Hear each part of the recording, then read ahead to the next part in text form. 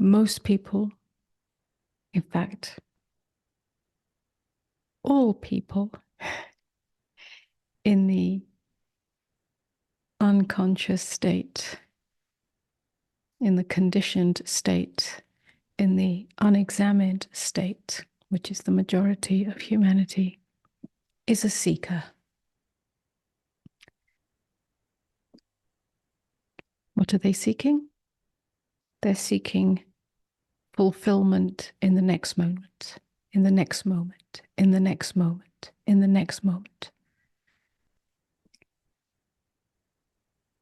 In a conventional sense, that's seeking happiness up ahead, satisfaction, security, comfort up ahead. Therefore, striving for the perfect relationship, the perfect home, the perfect job, the perfect family, the perfect this, that, or the other, the perfect holiday.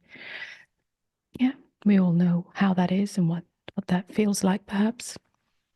But on a more, let's say, existential level, it's the seeking of fulfillment in the next moment.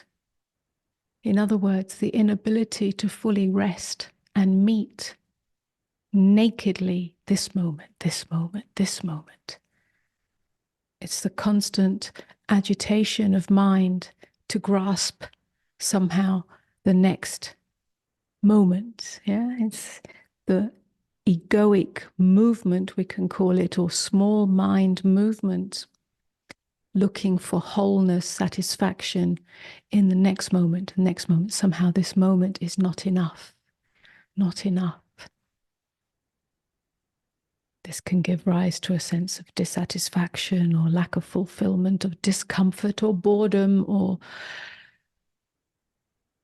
just the need to do something, the need to have something, the need to read something, the need to see something, the need to get something, the need to think about something, the need to, yeah, and so on and so on.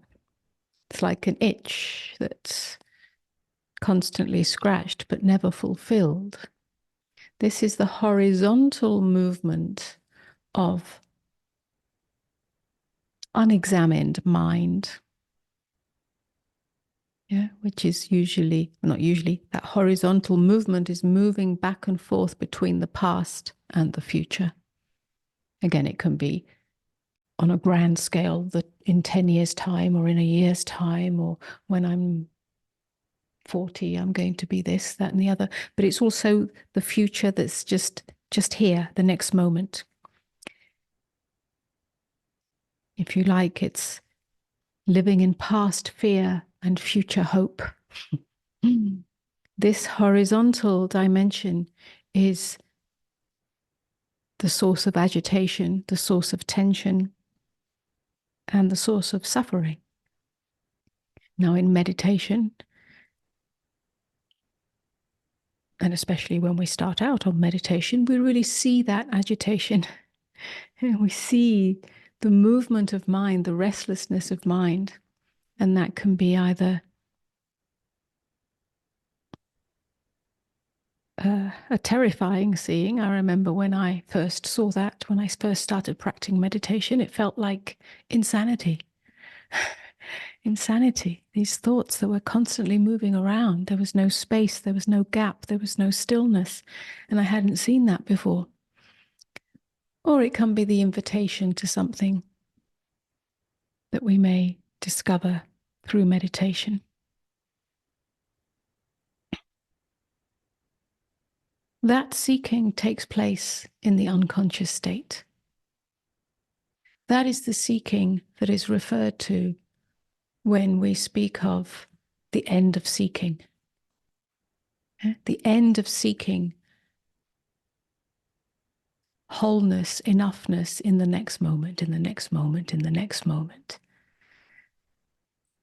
The other kind of seeking, which is a vertical movement, which is the longing to come home, the devotion to truth,